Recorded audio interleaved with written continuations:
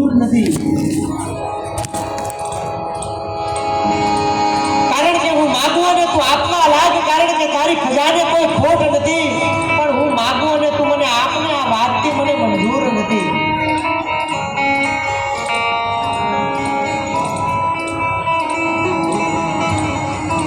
સુદામદેવ પવિત્ર બ્રાહ્મણ છે, નિરપેક્ષ છે, તેમણે પોતાની પોતડી પહેરી લીધી છે.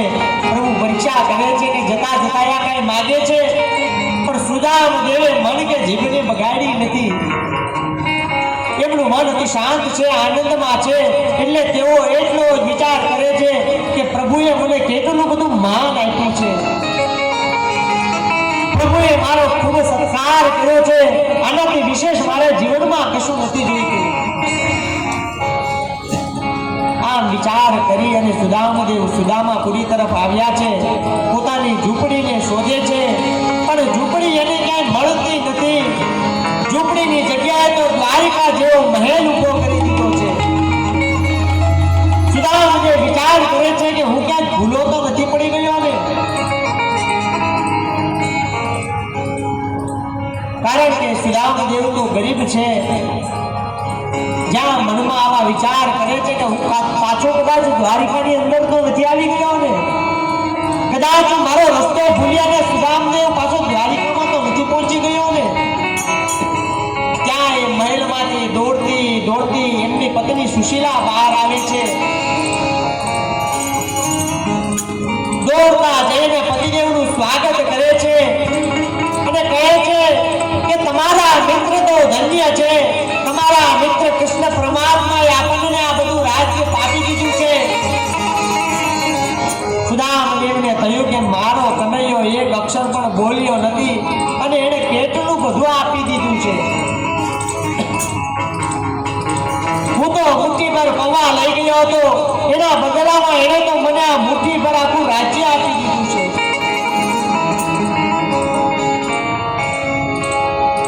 એના બદલામાં એને મને કેટલું બધું આપી દીધું છે. મારો કનૈયો કેટલો ઉદાર છે.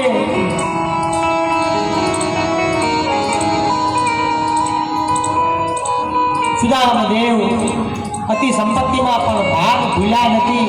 ત્યાંથી સાવધાન થઈને ભક્તિ કરવા લાગ્યા છે કે કાંઈક હવે મને મારા પ્રભુનું નામ સ્મરણ ન ભૂલાઈ જાય. ભગવાનનું નામ સંકીર્તન કરતા કરતા સુદામદેવ ભગવાનના ચરણમાં લીન થઈ ગયા છે. પરમાત્મા પરમાનંદનું જ સ્વરૂપ છે. શ્રી કૃષ્ણ આનંદમય હોવાથી એમને કોઈ સુખ ભોગવવાની ઈચ્છા થતી નથી. સંસારનો બધો પ્રેમ કરે છે, સંસારનો બધો પ્રેમ સ્વાર્થ અને કપટથી ભરેલો છે. જ્યારે પરમાત્મા એકલા જ જીવે છે, આથી નિસ્વાર્થ ભાવે પ્રેમ કરે છે. પરમાત્મા જીવને પ્રેમ આપે છે અને તેની પાસેથી પ્રેમ જ માગે છે. જો આ જીવ પરમાત્મા સાથે પ્રેમ કરે તો પરમાત્મા જીવને પરમાત્મા બનાવે છે. આ પરમ પવિત્ર સુદામદેવની કથા વક્તાને શ્રોતાઓના મનમાં પાપનો નાશ કરે છે. જે વક્તા આ કથા બહુ ભાવથી વર્ણન કરે છે અને શ્રોતાજનો શ્રવણ કરે છે, તેમને શ્રી કૃષ્ણના ચરણમાં ભક્તિ પ્રાપ્તિ થઈ જાય છે.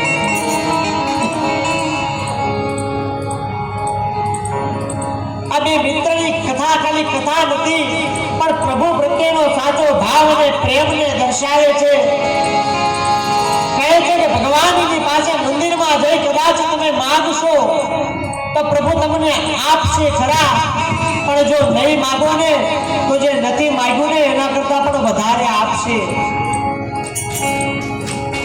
આ સુદામદેવની કથા ભગવાનની ભક્તિને વર્ણન કરે છે. સુદામદેવની ભક્તિ નિષ્કામ ભક્તિ છે. એમને કોઈ પણ જાતનો લોભ નથી. આજે સુદામદેવ વિચાર કરે છે કે પ્રભુએ મને આટલું બધું આપી દીધું છે, હવે મારે પ્રભુનું સ્મરણ કરવા માટે થઈ અને પ્રભુના મંદિરની અંદર બેસી જવું. સુદામદેવ મહેલમાં આવી પ્રભુના મંદિર પાસે જઈ આસન પાથરી અને પ્રભુની અંદર લીન બની ગયા છે.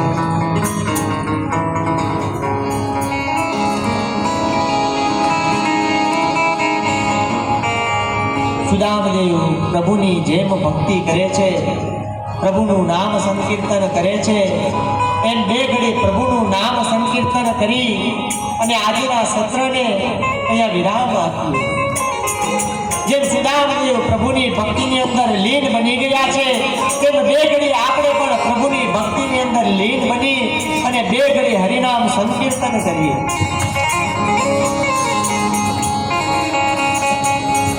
कि मेरो राधा रमण गिरधारी श्री श्याम बनवारी. मेरो राधा रमण गिरधारी श्री श्याम बनवारी.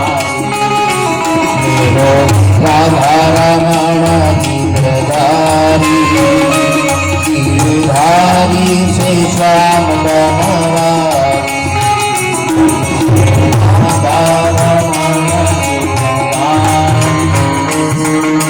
गिरधारी से श्याम बनवारी.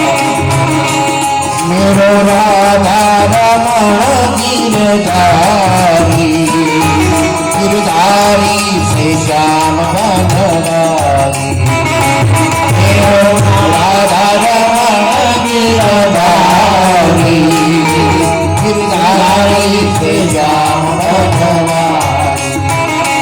मेरो राधा रमण गिरधारी गिरधारी से श्याम बनवारी.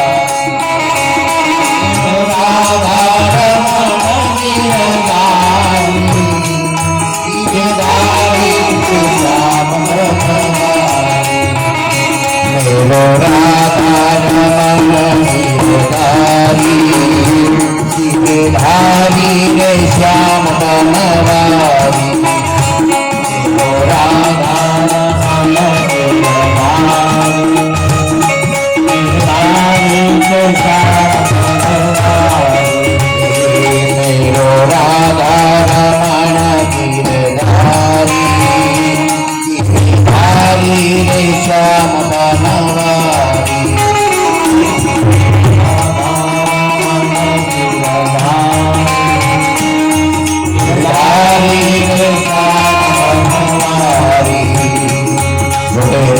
આજે રામનવમી અને 12 વાગે ભગવાન રામનો જન્મ થયો એટલે 12 વાગે આપણે ભગવાન રામની આરતી પણ ઉતારવાની છે. તો રામની આરતી ઉતાર્યા બાદ બધાને ઘરે જવાનું છે, કારણ કે આજે રામનવમી અને ભગવાન રામનો જન્મદિવસ એટલે 12 વાગે ભગવાન રામની આરતી ઉતરશે. એટલે રામની આરતી ઉતાર્યા બાદ બધાને ઘરે જવાનું છે. આ તો આપણા સર્વ કોઈનું સદભાગ્ય કહેવાય કે 2 દિવસ પહેલા આપણે કથામાં રામ જન્મનો ઉત્સવ મનાવ્યો છે અને થોડા જ દિવસની અંદર આજે બીજી વખત રામ જન્મ ઉજવવાનો અવસર પ્રાપ્ત કર્યો છે. राम आएंगे आएंगे राम आएंगे.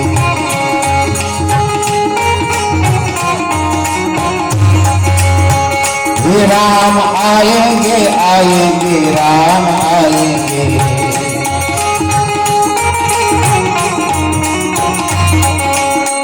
ये मेरे झोपड़ी के बाद आज खुले जाएंगे राम आएंगे. मेरे झोपड़ी के बाद आज खुले जाएंगे राम आएंगे. ये राम आएंगे तो अंगना सजाऊंगी. राम आएंगे तो अंगना सजाऊंगी. दीप जला के दिवाली में मनाऊंगी. दीप जला के दिवाली में मनाऊंगी. मेरे जन्मों में सारे पाप मिट जाएंगे राम आएंगे. मेरे जन्मों में सारे पाप मिट जाएंगे राम आएंगे. ये मेरे झोपड़ी के बाग याद खुल जाएंगे राम आएंगे. मेरे झोपड़ी के बाग याद खुल जाएंगे राम आएंगे. ये मेरो राधा रमण गिरधारी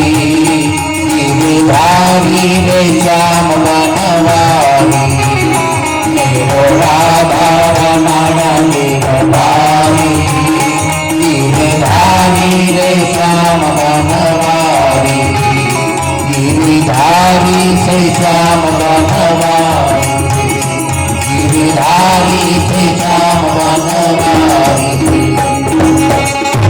बोलिए द्वारिकाधीश की जय रामचंद्र भगवान की